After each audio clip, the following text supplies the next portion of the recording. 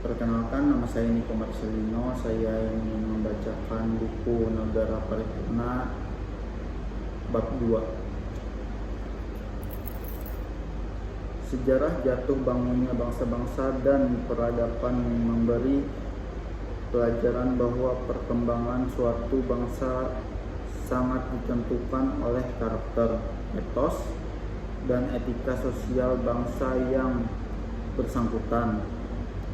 Krisis karakter dan moralitas yang melanda suatu bangsa dapat mengarah pada kebangkrutan bangsa yang bersangkutan.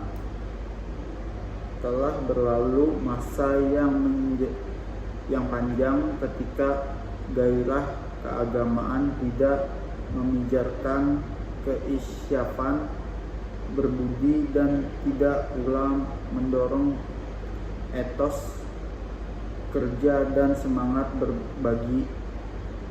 Mayoritas penduduk masih percaya pada Tuhan, tetapi moralitas ketuhanan itu sendiri makin terlepas dari praktik politik.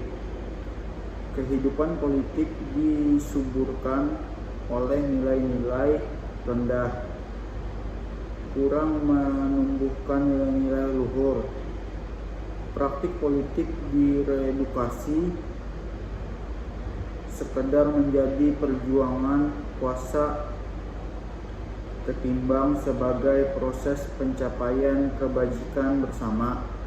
Politik dan etika terpisah seperti terpisahnya air dan minyak.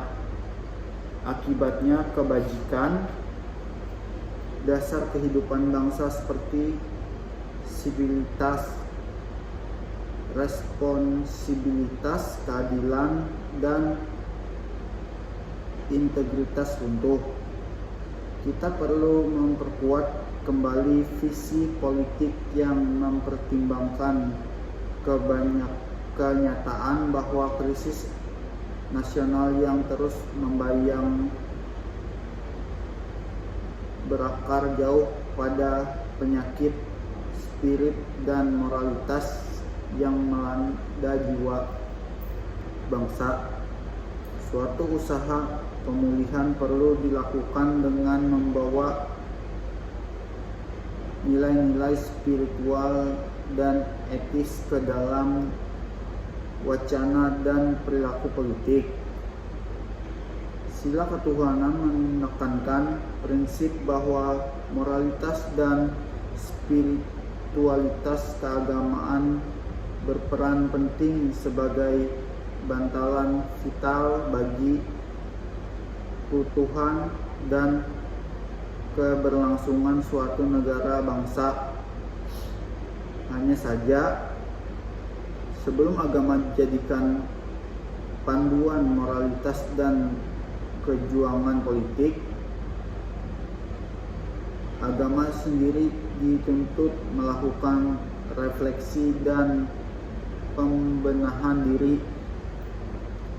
Cara beragama harus diperbarui dengan melakukan transformasi pada dimensi mitos, logos, dan etos keagamaan.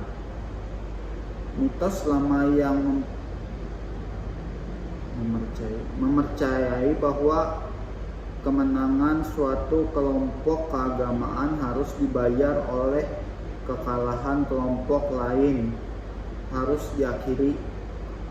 Kepercayaan baru perlu dihadirkan dengan kelampangan untuk berbagi kebahagiaan dengan merayakan kemenangan secara bersama.